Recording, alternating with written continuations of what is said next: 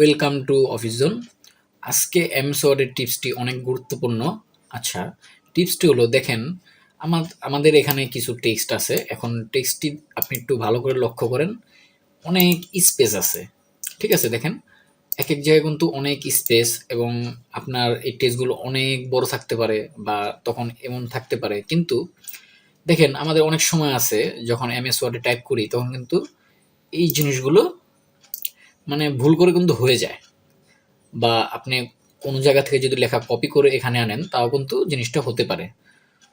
তখন আমরা কি করি, ম্যানুয়ালি এই যে কিবোর্ডের ব্যাক স্পেস বাটনটি প্রেস করে কিন্তু আমরা এগুলোকে ঠিক করি, কিন্তু এগুলো কিন্তু অনেক বড় থাকতে পারে।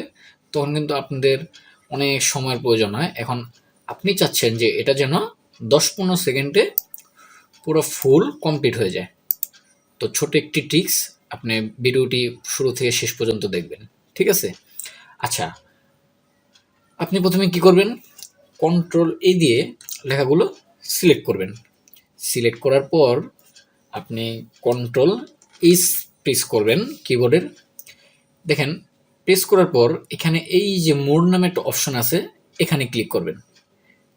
এখানে ক্লিক করার পর দেখেন নিচে স্পেশাল নামে একটা অপশন আছে। ঠিক আছে, এখানে ক্লিক করবেন।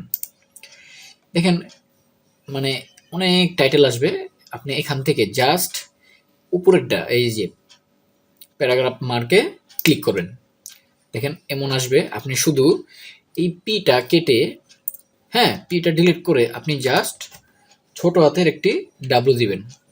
ঠিক আছে, জাস্ট ছোট হাতের ডাব্লু দেওয়ার পর আপনি এই যে রিপ্লেস উইথের জায়গায় এখানে মাউসটা কার্সার রেখে শুধু একটা কিবোর্ডের সাহায্যে স্পেস দিবেন।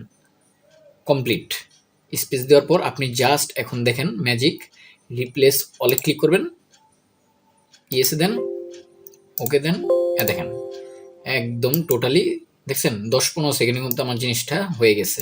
তো আপনার যত বড় টেক্সটই থাকুক না কেন, আপনি কিন্তু জিনিসটা কমপ্লিট করতে পারবেন।